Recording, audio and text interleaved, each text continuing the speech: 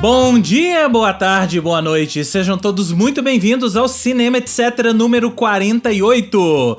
O Cinema Etc.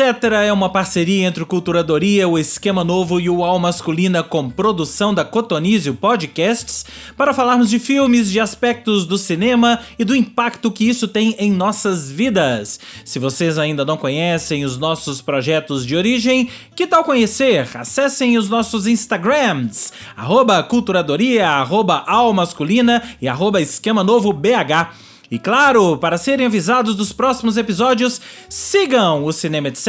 nos principais agregadores de podcast do mercado: Spotify, Apple Podcasts, Google Podcasts, Deezer, Amazon Music e todos os outros. E fiquem atentos às atualizações. Sigam também o Cinema Etc. nas redes sociais, @podcast Cinema Etc. no Instagram e no Facebook. Além de mim, Rodrigo James, a escalação de hoje e de sempre do Cinema Etc. conta com Carol Braga. Um salve geral, quanto tempo, gente? Fernanda Ribeiro. Um salve geral, quanto tempo, gente? E direto de Lisboa, Paulo Azevedo. Boa tarde, Brasil. Boa noite, Lisboa. Bom dia, Japão. Depois de umas semaninhas de folga para o programa, né? Porque Paulo Azevedo está de folga, de férias em Lisboa, né? Enquanto descansávamos aqui da temporada de premiações, tiramos essas semaninhas e agora voltamos para falar de uma série, enquanto a gente não tem lançamento de filme importante, né, gente? Porque a temporada tá ainda engatinhando, né? É ressaca do Oscar, né, Jenny? Essa James? época... É ressaca do Oscar. Essa época sempre é meio entre safra, né? Tem um Super Mario aqui, Dungeons and Dragons ali, né? Tudo jogo, né, gente? Por aí, né? Mas a temporada tá bem morna, né? Então a gente se voltou para as séries. A gente pensou em falar de Succession hoje, mas vamos guardar isso pra depois. Também porque eu não vi, eu tô vendo ainda. Porque Carol está vendo e também porque a série ainda não acabou. Então deixa ela acabar e aí a gente faz um episódio pra falar não só da temporada, mas da série toda de Succession, né?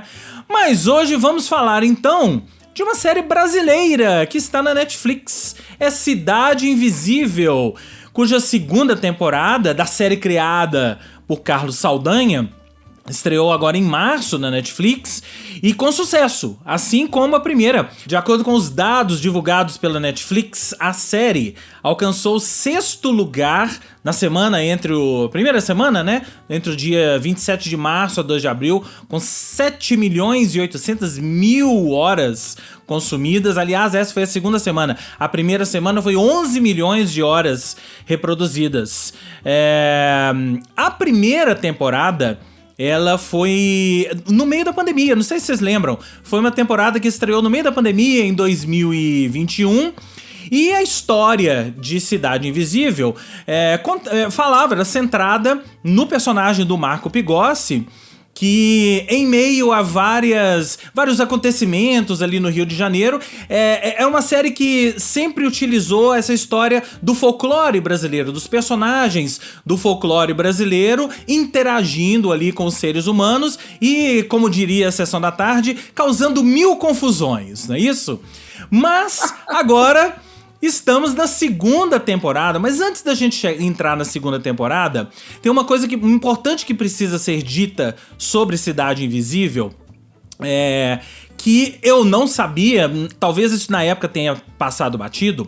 A série foi muito criticada na primeira temporada, apesar do sucesso de público, né, da Netflix e tal, ela foi muito criticada pela falta de representatividade, porque era uma série que envolvia isso tudo, causas indígenas, questões indígenas e tal, e na primeira temporada não tinha ator indígena, não tinha quase nenhum personagem, né, que pudesse entrar nessa história de representatividade, né? E nem na equipe, James, e nem na equipe de criação. Isso. E nem na equipe. E aí eles mudaram isso, incluíram, né, não só atores, mas outros personagens. E o fato de ter transportado essa segunda temporada, o foco, né, a ação do Rio de Janeiro pra Belém, já facilita muito, né? A gente tá lá no norte do país, em meio à floresta, né? Tem ecos de floresta amazônica por ali. Então isso já facilita, e eles incluíram não só na equipe técnica, mas atores lá, né, paraenses e por aí vai, pra tentar diminuir um pouco essa crítica. Quem quer começar falando isso? Porque eu tenho várias críticas e coisas positivas pra falar da série, mas eu queria ouvir um pouco o que vocês têm a dizer dessa segunda temporada, mas quem quiser pode ir falando da primeira também, né? Eu quero falar primeiro da primeira, o que me encantou. O fato de fato, como eu tinha visto na época uma série espanhola em que eles colocaram, agora eu esqueci o nome, em que eles colocaram lendas locais da Espanha, e eu achei muito legal, assim, quando transportou isso para o Brasil, eu achei incrível o fato deles terem colocado esses personagens do nosso folclore. Não me incomodou na época a história de estar no Rio de Janeiro, porque eles apresentaram a Cuca, o Saci Pererê, enfim, esses personagens, né, do nosso folclore, entrando ali de uma forma, inclusive eu achei bem orgânica, mesmo estando no Rio de Janeiro, mesmo sendo uma coisa que poderia ter feito no norte do país, enfim, na Amazônia, mas eu achei que foi muito bem introduzido aqueles personagens ali, aquela apresentação, né, e como eles interagiram ali com as pessoas no Rio de Janeiro. Enfim, o Pigossi faz, inclusive, um policial ambiental, né, que estava ali. Então, assim, eu acho que a primeira temporada contextualizou mesmo o que ele era no Rio de Janeiro, uma coisa, né, voltada para o meio ambiente, e aí as denúncias e os personagens entrando e você tomando contato com esse universo fantástico que é o nosso folclore. Quando passou para a segunda temporada, o que eu achei que foi acertado, e eu achei mesmo, assim, foi o fato de que os atores do Pará, os atores, né, dos povos originários ali, toda aquela história, ficou incrível, assim. Eles são demais. Eu achei todos os personagens muito ricos, muito, muito incríveis. Mas eu achei o roteiro fraco, achei ele corrido. Achei que os personagens, os personagens do folclore que foram nos apresentados dessa segunda temporada, muito pobres, assim, foram apresentados de uma forma muito corrida. E gente, a tal da Matinta Perê, a história é incrível, sabe? Para além da mula sem cabeça, que a gente já conhecia mais ou menos como é que era a história, mas a Matinta Perê, depois eu fui pesquisar sobre a história dela, muito mais rica do que aquilo ali, sabe? Então, assim, eu achei que ficou muito corrido. E eu vi as pessoas falando que 5 capítulos é muito pouco, de fato, para você desenvolver uma história em que você colocasse esses personagens de forma um pouco mais consistente. E eu achei, às vezes, uma coisa meio didática demais, meio naif, meio ingênua demais, sabe?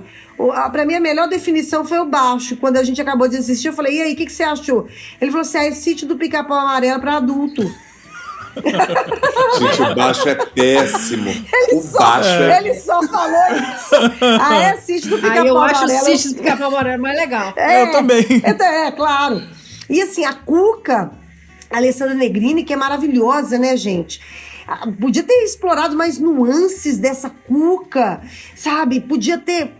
Poxa, eu senti falta de explorar, de fato, esses personagens, essas nuances, essas histórias, esse envolvimento. Acho que o recado terminei a série tendo a certeza do meu voto para presidente da República, porque, de fato, você olha ali como que é a importância, né? Isso eu achei uma coisa muito válida da série, dessa importância mesmo da floresta, né? De como a gente se relaciona com isso, como é que... Enfim, mas achei tudo muito rápido. cinco capítulos rápidos, achei raso.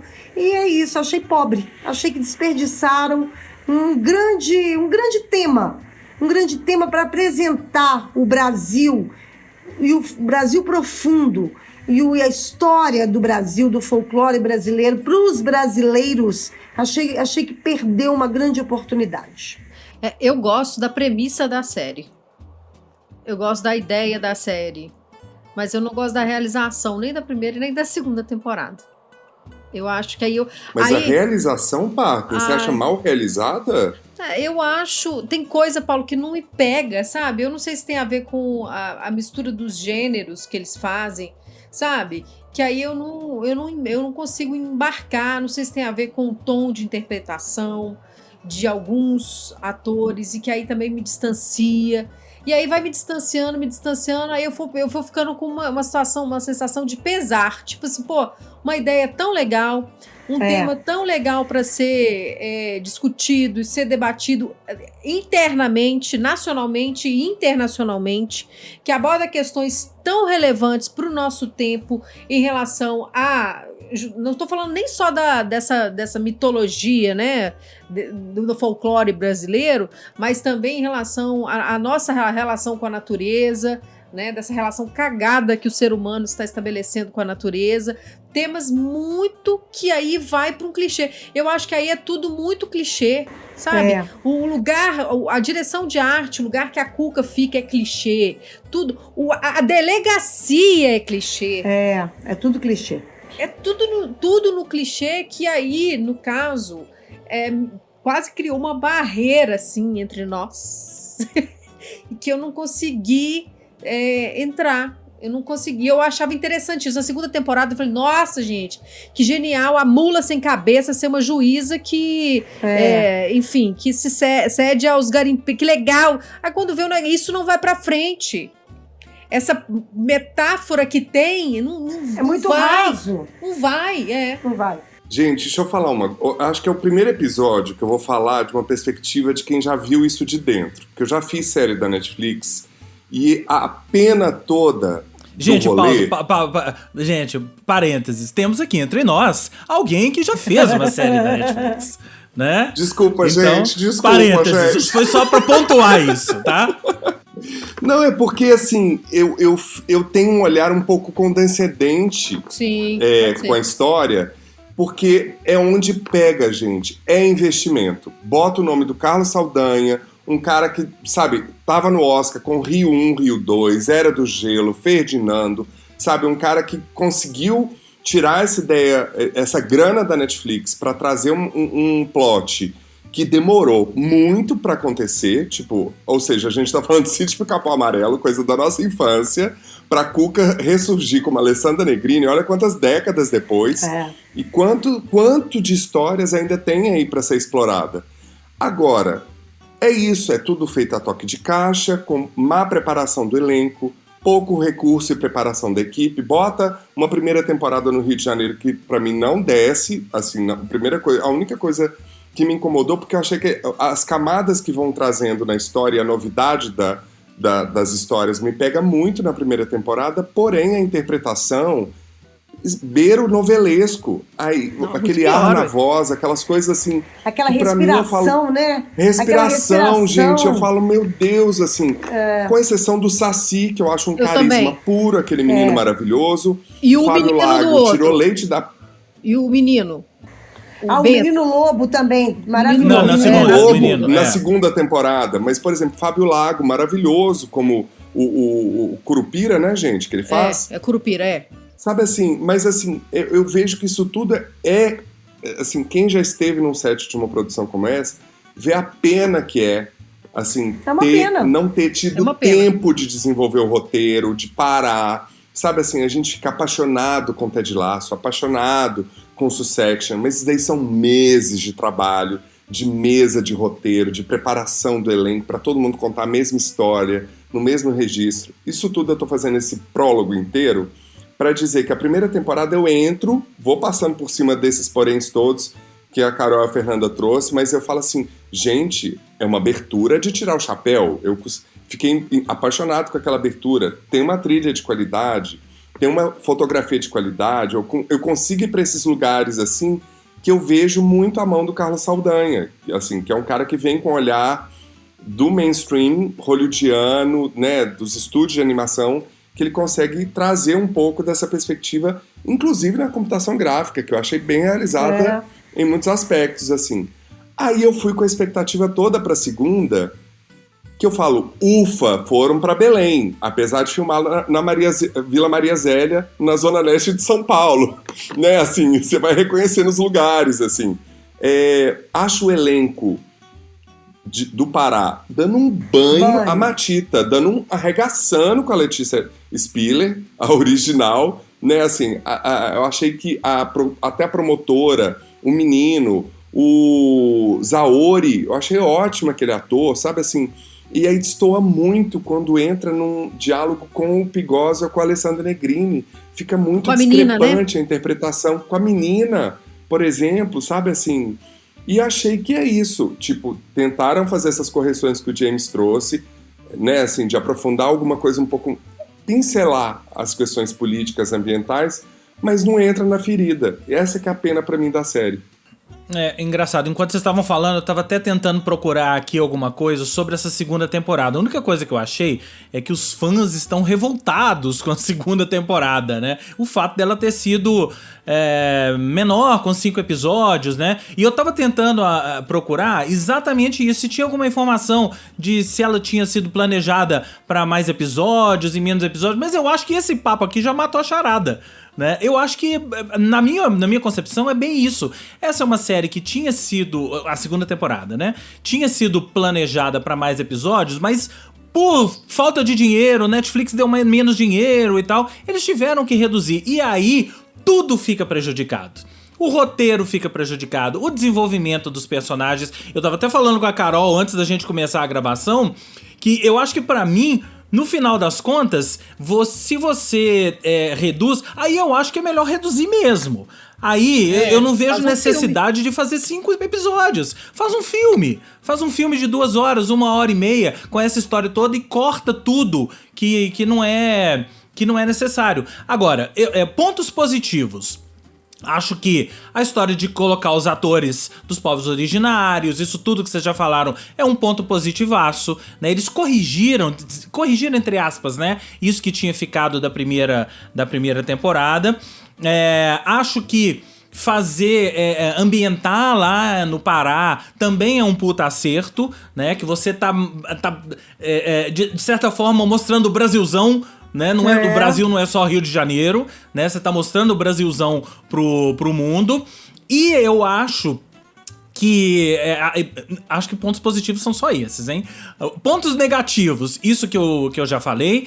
E eu acho também, assim, uma coisa tá dentro da outra, no final das contas. Eu acho um puto desperdício até você ter Simone Spoladori, você ter a própria Letícia Spiller, né? E ficarem, às vezes, em segundo plano, sabe? A Letícia Spiller é engraçado, eu tava assistindo com a Sofia. Mas eu gostei dela de Matita Perê. Super, né? Ela tá muito bem, mas eu acho super aproveitada. Nossa, eu super aproveitada. Gente, eu fiquei lembrando dela girando na Ana Maria Braga. Pra mim é o mesmo tom. Não, eu gostei muito. Eu achei ela subaproveitada, achei a Simone Spoladori subaproveitada também, mas isso tudo é fruto do que eu tava falando. É fruto de você conceber algo maior e depois você ir cortando, né? É óbvio que você não vai conseguir desenvolver. Eu acho até assim, tava meio que comparando aqui. O primeiro e o segundo, são 5 episódios, né? O primeiro e o segundo, eu achei uma confusão só. Eu acho que é aí que o roteiro mostra que tá confuso, né? Dados um monte de personagem solto, muita ponta solta e tal. O terceiro começa a amarrar. A partir daquela história lá na festa, na mansão e tal. O quarto e o quinto episódios, que são o terceiro ato, seriam o terceiro ato do filme, também eu resumiria em meia hora. Então, assim, o primeiro e o segundo episódio eu faria em meia hora. O terceiro episódio eu dedicaria meia hora pra ele, que acho que é o mais importante. E o quarto e o quinto eu faria em meia hora. E aí eu faria um filme de 1h30, no máximo 1h40. Acho que aí, cortando as gorduras, né? Porque no final das contas, terminando a temporada, ficou aquela sensação de, pô, ok, mas podia ter sido tão melhor, né?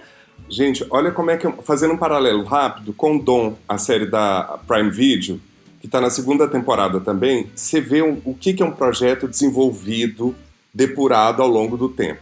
Né? Assim, a primeira temporada foi impecável, é uma série impecável, que não deixa nada a desejar na interpretação, no roteiro, na resolução dos personagens, também porque vem de um livro, de um romance, então tem toda essa base aí um pouco já mais amarrada.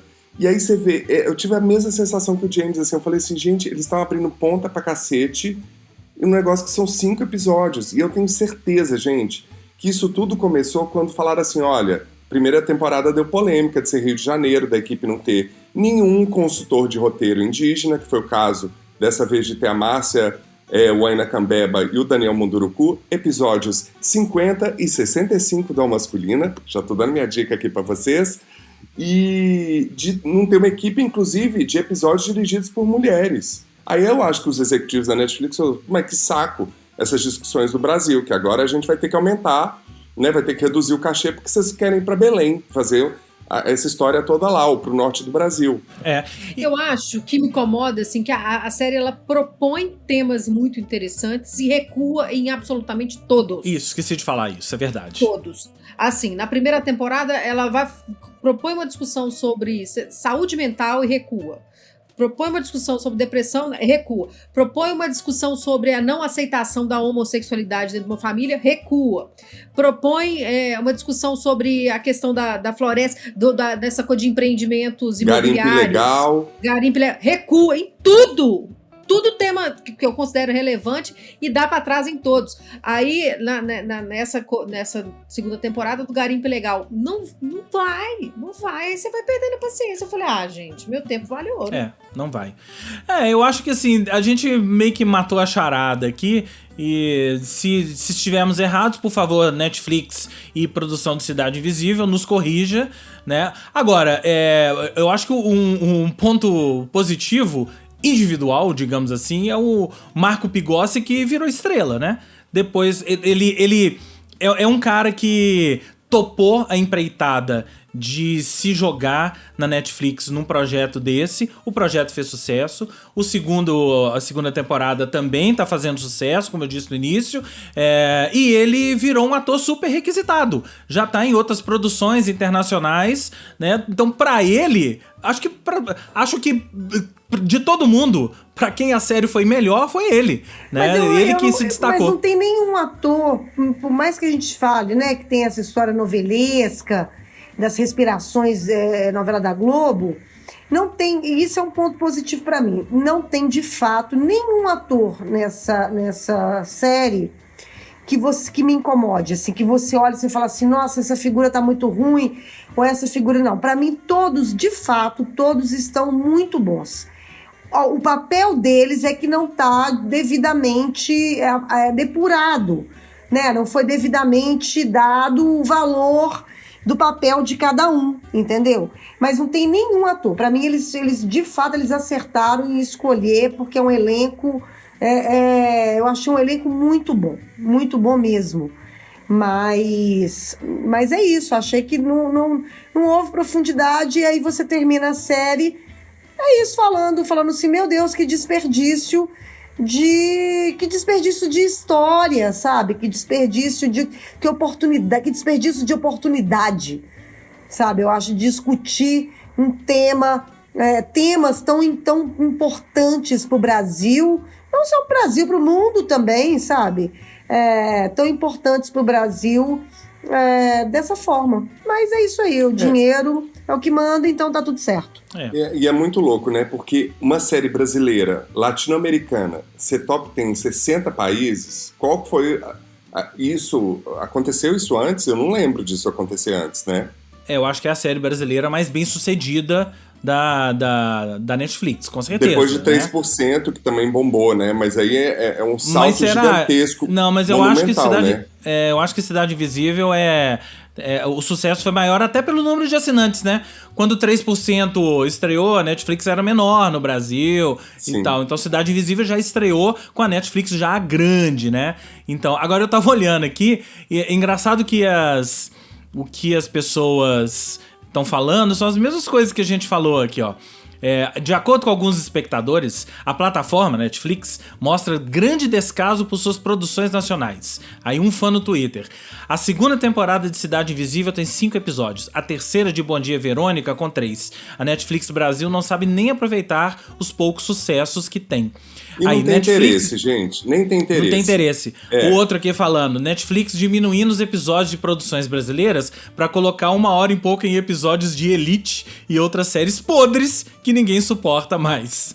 E aí, gente, tem um aplicativo que eu tô viciado que chama TV Show. Depois vocês baixem aí, porque você vai adicionar nas séries que você tá assistindo e ele te apresenta outras relacionadas.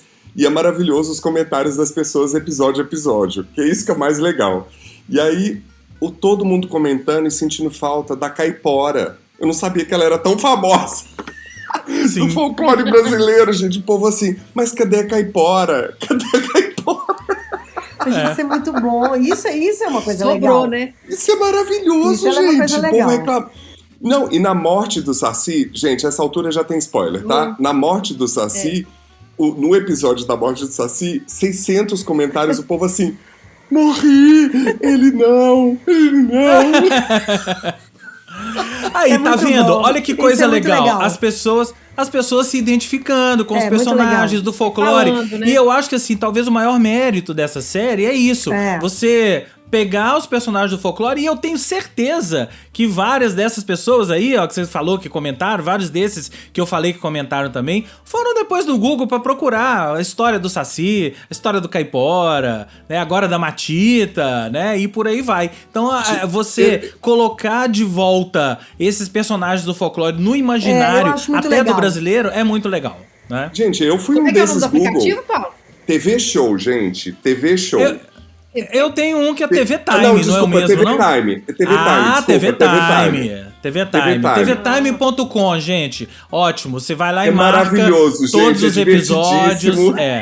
Divertidíssimo. É super divertido, porque cada episódio, quando você unlock, né? Quando você marca que assistiu, você pode comentar e ler os comentários, né? Das pessoas maravilhoso. A morte episódio. Do Saci quebrou a internet, gente. Quando o Saci morreu... Quebrou a internet. Quebrou o TV Time. Quebrou o TV Time. Então é isso, gente. Falamos de Cidade Invisível, mas... tá, gente? Se você não assistiu, assista. A gente tá fazendo essa crítica aqui, mas assim, não é uma série... Se você me perguntar, é uma série que você não recomenda? Não, eu recomendo sim. Assista, porque vale a pena pelos personagens do folclore, pela atuação, né? Os atores. Vale sim. E até para conhecer um pouco de Belém do Pará, da Amazônia, da relação. Enfim, acho que vale sim. E principalmente se você não assistiu a primeira, né? Assista a primeira, porque a primeira é muito mais bem amarrada do que essa. E tem o Saci. Então é isso. E tem o Saci. E tem o Saci que arrasa. Não chorem pelo Saci, tá, gente? E aí, mais alguma coisa que vocês andaram vendo? Eu já sei que Paulo pediu, inclusive, um tempo maior agora no final do programa. Deixa eu começar. Porque ele tá cheio de dicas. Então vai lá, Carol. Eu tenho uma dica só do Etc, que eu fui ver Ficções com a Vera Holtz aqui, que tá em cartaz Belo Horizonte até o dia 8 de maio. E me deu vontade de voltar pra ver de novo. Eu achei muito bom, Paulo. Maravilhosa, né, Paco? Eu achei muito, assim, lógica, a atuação dela, mas assim, o que me chamou a atenção foi a adaptação, a leitura que se faz do livro do Harari. Uma leitura muito interessante, muito parecida com a leitura que eu fiz também quando eu li o livro. O que me chamou a atenção é essa capacidade que o Homo sapiens tem de inventar histórias, e isso acaba virando uma arma, né? Nossa, em relação a outras espécies. E eu acho que é um espetáculo que respeita a teatralidade ao máximo. E isso, para mim, é muito nobre. Um diretor que consegue fazer isso. Ele pega uma obra que é um livro, faz a sua leitura do livro, bota isso no palco com uma puta de uma atriz como a Vera Holtz e respeita o que há de teatro, do teatro, que pode haver de teatro dentro dessa história que ele quer contar. Então, assim, eu fiquei encantadíssima com esse espetáculo. Gostaria de voltar para rever, mas eu acho até sacanagem, porque tá esgotando, então deixa pra última temporada, último final de semana, se tiver lugar, eu vou. Você vai comigo, partner, porque eu quero rever. Eu assisti em São Paulo e o mais impressionante, gente, é ver um público, por exemplo, como do Teatro da FAP, que pagava R$150, vendo todas aquelas reflexões e provocações que a peça traz. Isso é que é muito legal, assim, de ver um público que está indo pela Vera Holtz deparar com questionamentos de uma elite paulistana que se vê na história que ela traz, nas provocações que ela traz, assim. E isso, né, gente? Ator mais velho, tarimbadíssimo, né? Uma atriz com a bagagem que ela tem, o domínio de cena ali é absurdo, assim. Inclusive, tem alguns momentos de respiro no espetáculo que para mim são questionáveis, mas eu entendo que também é quase amaciar, né, o discurso para poder alcançar mais gente, mais público, enfim. E você sabe que, assim, eu fiquei tão focada na peça e nas coisas do teatro mesmo, no palco e tal, no cenário, eu achei o cenário muito legal, que eu esqueci que tinha projeção. Aham. Que eu acho que a projeção nem precisava, aquele negócio nem precisava ter a projeção ali, no momento que tem uma projeção. Eu esqueci completamente, porque eu achei que aquilo nem precisava, porque a força do que ela fala, da forma como ela fala, é tão grande que esses outros recursos mais modernos me passaram batido. E, gente, não é um monólogo, tá? Ela tá acompanhada de um músico, que é o parceiro dela de Federico cena. Pupi. E o mais interessante, ela resgata uma tradição do teatro, que é o ponto. Tem um ator ali sentado ao lado. Aqui em Belo Horizonte, quem tá fazendo é o João Santos. Olha aí. Que fica com o texto na mão soprando caso ela esqueça algum trecho da peça. Ela diz que ela nunca esquece. No dia que eu fui, ela esqueceu. Esqueceu. E aí foi maravilhoso, né? E aí foi maravilhoso. Então, ô, James, eu queria dar garagadá, mas no sentido de trazer atualizações, porque tem tanto tempo que a gente não se vê, gente. Tanta série acabou, tanta série começou. Queria trazer aí quase um Previously on Cinema, etc. Previously on Cinema, etc. by Paulo Azevedo. Manda ver. Ô, gente, eu vou fazer tipo bingo. Eu vou falar o nome da série e a gente comenta. Shrinking, falando a real. Que série sensacional. Bom, né? Like. Aí é o tipo de série que eu adoro. Que me pega. Gente, episódios tudo pequenos, impecável, né? O desenvolvimento dos personagens. O final dessa temporada é emocionante. A leveza das questões. E uma série zero careta. Também tô cansado de série careta. Tipo, as pessoas se apaixonam sem transar, não sei o quê. Nessa série bota a mulher lá, negra, né, num lugar de autoridade, de poder, vivendo a sexualidade dela. Maravilhoso, maravilhoso, gente. É engraçado, vale lembrar que é uma série criada pelo mesmo Brett Goldstein de Ted Lasso e eu consegui ver várias similaridades. É muito inclusive legal. Inclusive na trilha, né, James? Inclusive porque na tem trilha. Uma pegada de trilha muito parecida. Gente, é muito legal. Abbott Elementary tá acabando a segunda temporada e eu continuo apaixonado por aqueles professores. Maravilhoso. Eles conseguem tirar leite da pedra daquela situação, daquele contexto e trazer episódios memoráveis, como, prestem atenção no episódio em que os professores vão para um congresso num resort. Gente, aí você vê os atores, os professores veteranos indo pelo lazer, tipo da piscina, da hidromassagem, que não estão querendo saber de nada daquilo ali, estão cansados daquilo ali, e os jovens, né, iludidos e apaixonados ainda no início de carreira com toda aquela questão. Gente, Succession, assim, até esse quarto episódio que saiu essa semana, não tá me pegando tanto ainda não. Como é que tá aí pro pessoal de casa? Eu vi só o primeiro. Pessoal de casa, é o seguinte, o dessa semana foi o quarto? Hoje. Não, o da semana foi o terceiro. Foi o terceiro, né? Foi o terceiro. Essa semana foi o terceiro. Terceiro, dessa semana, 9 de abril foi o terceiro, né? Já assisti. Periga ser o melhor episódio da série, tá? Mas assim, fala até então, James, assim, impressões. Porque eu tô achando... Até então tô achando impecável. Sem spoiler, James. Até então tô achando impecável. Impecável. Jura, James? Impecável. Cada episódio melhor do que o outro e com interações entre eles e os dramas humanos, se é que dá pra dizer que aquela família tem algo de humano, né?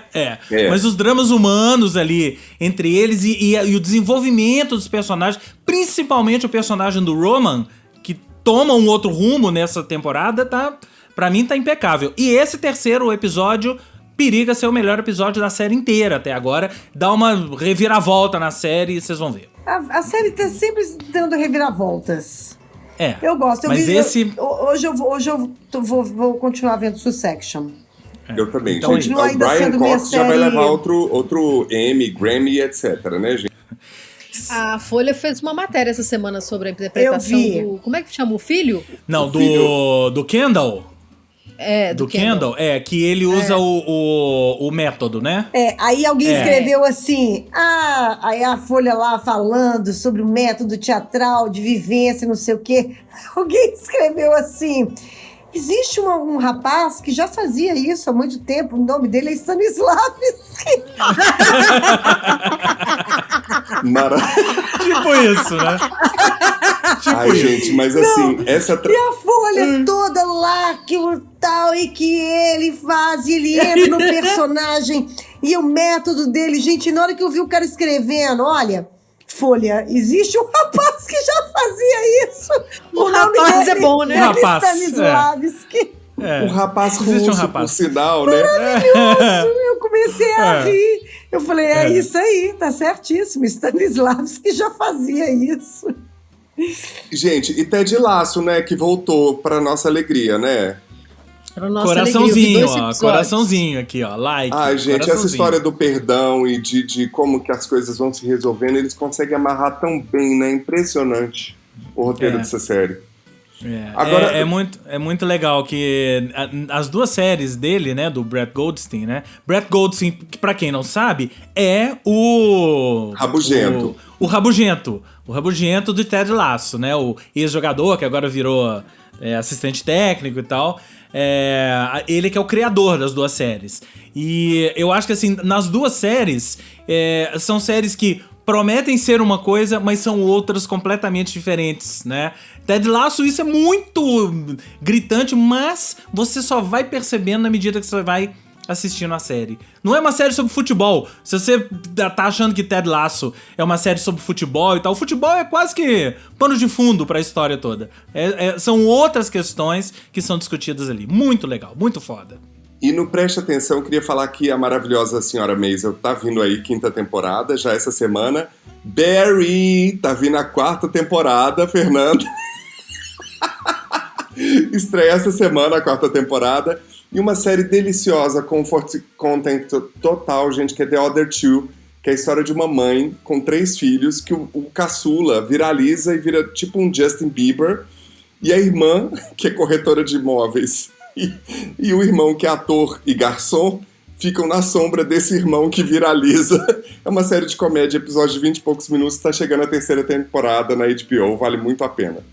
Muito bem. Depois desse giro de notícias, mais alguma série, filme aí, Fernanda? Não, Succession. Só Succession, né? Concentrado em Succession. Muito bem. Eu queria incluir no giro de notícias Yellow Jackets, 2ª temporada. Já começou, que é aquela história das meninas do time de futebol, que o avião delas cai, elas ficam perdidas numa selva. E aí a série é a história passado e presente, né? Vai voltando lá atrás, contando o que aconteceu e vendo o que aconteceu com elas no presente. E começou a 2ª temporada já acelerada, eu diria assim. Já tem 2 ou 3 episódios e a gente fala disso mais pra frente. Mas eu queria terminar falando de um filme. Apesar da temporada estar fraca, eu fui ver um filme que me surpreendeu tanto, que é o Dungeons and Dragons, Honra entre Rebeldes. Pra quem está perguntando, não é a versão cinematográfica da Caverna do Dragão, não. Né? Porque muita gente falou, mas fizeram a versão de Caverna do Dragão. Não. Caverna do Dragão, a série de animação, é baseada no mesmo RPG de onde eles tiraram esse filme. Né? É o mesmo universo, né? Mas são personagens diferentes, histórias diferentes. Inclusive tem uma brincadeirinha no filme sobre Caverna do Dragão e por aí vai, né? Mas é um filme assim, é engraçado que eu não sou de filmes de coisas medievais e não sei o quê. Tanto que eu não sou dos maiores fãs de Game of Thrones, por exemplo, e tal. Mas quando você tem uma boa história, porque conseguiram extrair uma boa história do RPG Dungeons and Dragons. Personagens carismáticos, atores carismáticos, humor e cenas de ação inspiradas, pronto, tá pronto o filme. Foi tão surpreendente pra mim que eu saí do cinema e falei, pô, quero ver de novo esse filme. Tão legal, gostoso de assistir. Por isso, eu acho que de todos os blockbusters que estão aí pra estrear no ano, que já estrearam e tal, esse eu não dava nada pra ele. Fui assistir meio que assim, vou assistir porque não tem nada pra ver no cinema, né?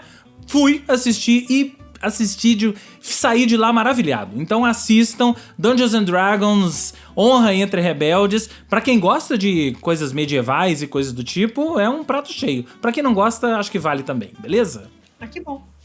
Gente, pra quem tava com saudade do nosso momento Marte 1 levou quase tudo.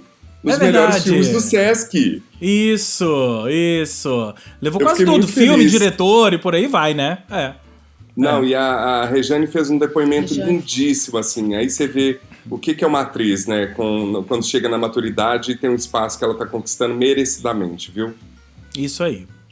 Mais alguma coisa ou podemos ir embora? Podemos ir embora. Eu tenho uma última fofoca. Eu tô carente de vocês, gente. Aqui não teve Caverna do Dragão, não. Eu já soltei essa piada aqui várias vezes, a bolinha quicou, ninguém entendeu a piada. Não teve aí em Portugal? Não teve o desenho animado Caverna do Dragão, gente. Chateado com esse pessoal dessa infância frustrada que não teve Caverna do Dragão aqui. Que coisa, gente. Nem Sítio do Pica-Pau Amarelo. Nem Sítio do Pica-Pau Amarelo. Então os portugueses, quando ouvirem este episódio, não vão entender várias das coisas que nós falamos aqui, né? Que pena, que lástima, né? Vambora? Bora, beijo! Então é isso, gente. Esse foi o Cinema Etc. número 48. Se você gostou ou não gostou, tem críticas, sugestões ou quer participar do nosso bate-papo, mande um e-mail para podcastcinemaetc@gmail.com ou através das nossas redes sociais, @podcastcinemaetc, no Instagram e no Facebook. Cinema Etc. é uma parceria entre o Culturadoria, o UOL Masculina e o Esquema Novo com produção da Cotonizio Podcasts. Até o próximo episódio. Tchau, amiguinhos! Até já, pessoal!